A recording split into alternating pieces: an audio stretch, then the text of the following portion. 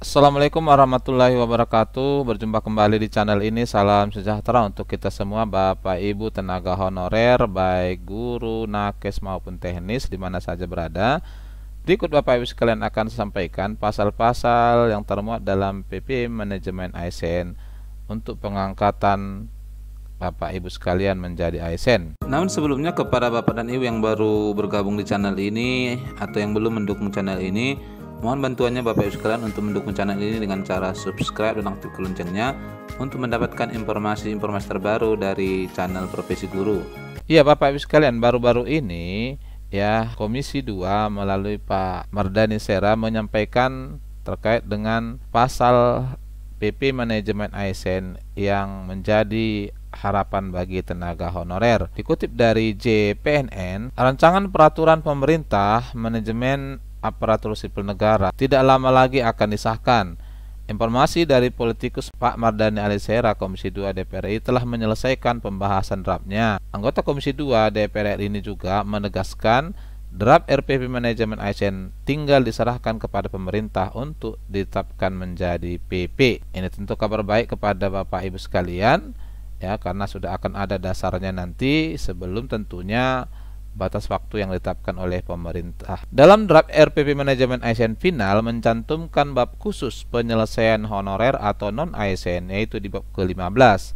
Bab ini kemudian memerinci mekanisme penataan pegawai non-ASN ini dengan beberapa pasal. Pada pasal 301 disebutkan, instansi pemerintah menyelesaikan penataan pegawai non-ASN atau nama lainnya selain pegawai ASN paling lambat Desember 2024. Ya, pegawai non-ASN, honorer atau kontrak di daerah begitu ya. Ini harus paling lambat penataannya di Desember 2024, berarti arah kebijakannya nanti di Desember ini sudah harus jelas ya. Selanjutnya pada pasal 302 disebutkan 1. Penataan pegawai non-ASN dilakukan melalui pengangkatan pegawai non-ASN menjadi P3K atau P3K paruh waktu. Ya, ada dua nanti P3K-nya. Di ayat kedua, pengangkatan sebagaimana dimaksud pada ayat 1 dilaksanakan berdasarkan data yang ditetapkan oleh lembaga pemerintah non-kementerian yang diberi kewenangan perumusan dan penetapan kebijakan teknis, pembinaan, penyelenggaraan, pelayanan, dan pengendalian atas pelaksanaan kebijakan teknis manajemen ASN. Ya, ini ada tersendiri datanya. Ini berarti maksudnya adalah yang terdata di database berdasarkan validasi dan verifikasi yang kemarin ya. Yang ketiga, pengangkatan sebagaimana dimaksud pada ayat 1 dilakukan dengan mempertimbangkan waktu kerja dan jam kerjanya dari pegawai non-ASN. Ini juga menjadi catatannya.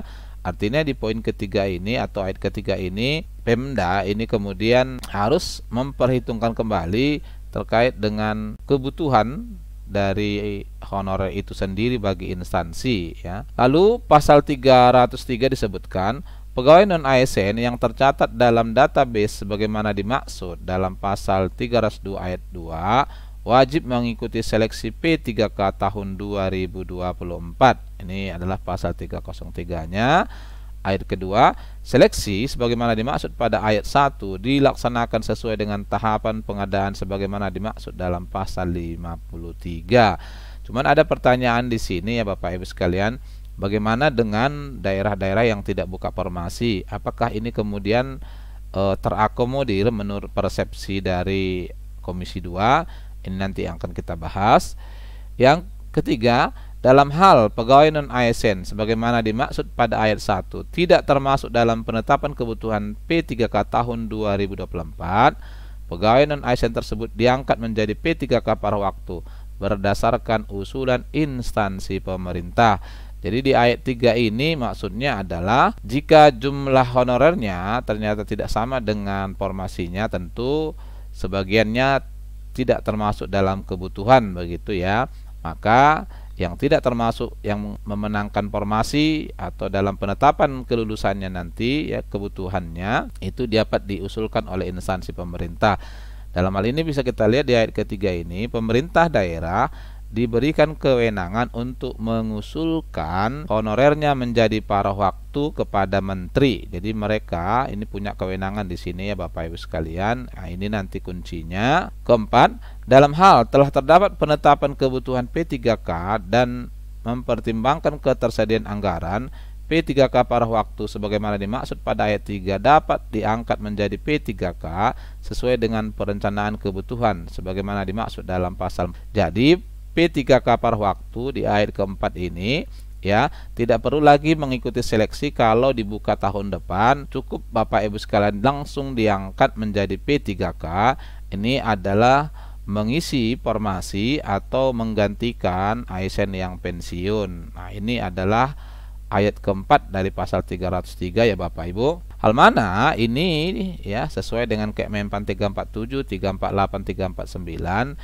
Pemerintah pusat memberikan kewenangan kepada pemerintah daerah untuk mengusulkan tenaga honorer yang memang masih dibutuhkan di daerah menjadi paruh waktu. Itu dijelaskan di diktum ke-31 ya. Di sini dinyatakan dalam hal pelamar telah mengikuti seluruh tahapan seleksi pegawai pemerintah dengan perjanjian kerja namun tidak dapat mengisi lowongan kebutuhan, artinya tidak memenangkan formasi, dapat dipertimbangkan untuk menjadi pegawai pemerintah dengan perjanjian kerja paruh waktu. Ke-32, kebutuhan bagi pelamar sebagaimana dimaksud pada diktum ke-31 diusulkan oleh PPK kepada menteri. Jadi daerah dapat mengusulkan, itulah kewenangan daerah ya, honorernya menjadi P3K paruh waktu.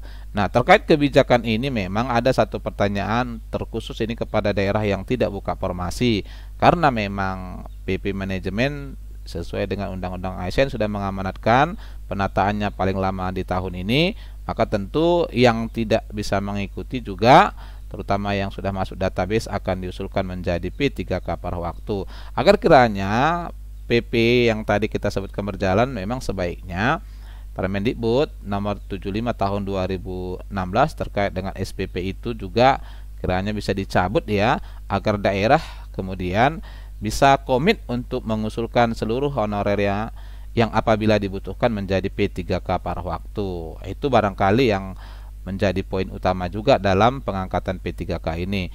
Nah, kemudian Bapak Ibu sekalian, khusus bagi Bapak Ibu jabatan pelaksana, apakah Bapak Ibu Tendik atau Nakes, maka ini Bapak Ibu nanti formasinya ya Bapak Ibu.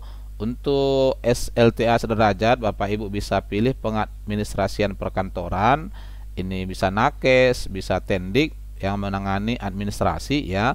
Kemudian untuk S1 Bapak Ibu semua jurusan ini Bapak Ibu mungkin Tendi atau juga mungkin Nakes ya bekerja, Bapak Ibu bisa pilih penata layanan operasional ini. Nah, bagi Bapak Ibu yang lulusan D3 di jabatan formasinya nanti Bapak Ibu bisa pilih layanan operasional juga pengelola. Bapak Ibu yang tamatan SLTA sederajat pilih ini juga operator layanan operasional. Jadi Bapak Ibu sekalian yang di luar administrasi pengadministrasian, Bapak Ibu nanti pilih ini ya, penata layanan operasional. Kalau lulusan D3 pengelola, kalau di SMA operator layanan operasional. Ini di luar administrasi. Kemudian kalau SD SMP Bapak Ibu pilih nanti jabatan pengelola umum operasional gitu ya. Seperti sampaikan sebelumnya, Bapak Ibu cukup nanti menyesuaikan ke jabatan yang dibuka pada formasi Bapak Ibu sekalian. Kalau administrasi, lulusan SMA pilih administrasi, selebihnya menyesuaikan, pilihlah salah satu yang ada di sini ya Bapak Ibu sekalian. Nah, hal mana Bapak Ibu sekalian direncanakan di 26 nanti sudah akan disampaikan edaran dari Pemda. 27 September ini sudah akan mulai tahapan pendaftaran, dan kalau kita lihat jadwalnya adalah pengumuman hasilnya nanti adalah mulai 26 Desember 2024. Jadi di 26 Desember ini Bapak Ibu sekalian sudah harus dipetakan di daerah ya Bapak Ibu sekalian, siapa saja tenaga honorer di daerah itu yang akan diusulkan menjadi P3K penuh waktu, lalu siapa saja yang menjadi P3K paruh waktu ya. Kemudian usul penetapan nomor induknya nanti adalah 21 Maret, baik yang penuh waktu maupun yang paruh waktu. Jadi di sini Bapak Ibu sekalian, tahapan penetapan nomor induknya. Dengan adanya PP ini tidak boleh lagi ada perekrutan ya Bapak Ibu sekalian. Formasi-formasi yang kosong itu akan diisi dari pusat melalui lulusan PPG. Jadi daerah tidak diperkenankan lagi merekrut apapun namanya. Nah, dengan demikian maka kita bisa simpulkan terkait dengan pengangkatan honorer ini ya Bapak Ibu sekalian berdasarkan pasal dan penjelasan tadi. Yang pertama, yang ikut seleksi memenangkan perangkingan di formasi jabatannya itu akan diangkat menjadi P3K penuh waktu. Yang ikut seleksi tetapi tidak memenangkan formasinya dapat diusulkan daerah ya menjadi P3K paruh waktu. Ini sisanya ya Bapak Ibu sekalian. Ini nanti kuncinya adalah di kebutuhan daerahnya ya. Kalau memang daerahnya memang sangat membutuhkan, maka karena tidak diperkenankan lagi mempekerjakan honorer harus diusulkan menjadi paruh waktu. Yang ketiga ya berdasarkan juga aturan dari PP Manajemen ini menurut saya adalah yang tidak buka formasi sehingga tidak bisa mengikuti tahapan seleksi juga dapat diusulkan menjadi P3K paruh waktu. Ini khusus bagi daerah-daerah yang tidak buka formasi di tahun ini ya. Amanah dari PP itu harus dijalankan. Yang keempat, yang tidak memenuhi syarat mengikuti tahapan seleksi, ini adalah yang masa kerjanya di bawah 2 tahun. Ini juga dapat diusulkan menjadi P3K paruh waktu sesuai dengan kewenangan Pemda yang diberikan oleh Menteri tadi ya. Nah, catatannya tadi ya asal dibutuhkan harus dijamin kesejahteraannya. Lalu, mana tahu ada terjadi formasi yang kosong akibat tidak diusulkannya menjadi paruh waktu akan diisi lulusan PPG. Jadi apabila tenaga honorer di daerah ada sebagian yang tidak diusulkan oleh Pemdanya menjadi paruh waktu, tentu sekolahnya itu akan mengalami kekosongan, maka itu akan berpotensi diisi dari lulusan PPG. Inilah kalau kita lihat peta jalan dari pelaksanaan dan pemenuhan ASN di seluruh instansi Pemda tahun 2024 ini. Semoga bermanfaat Bapak Ibu sekalian. Wassalamualaikum warahmatullahi wabarakatuh.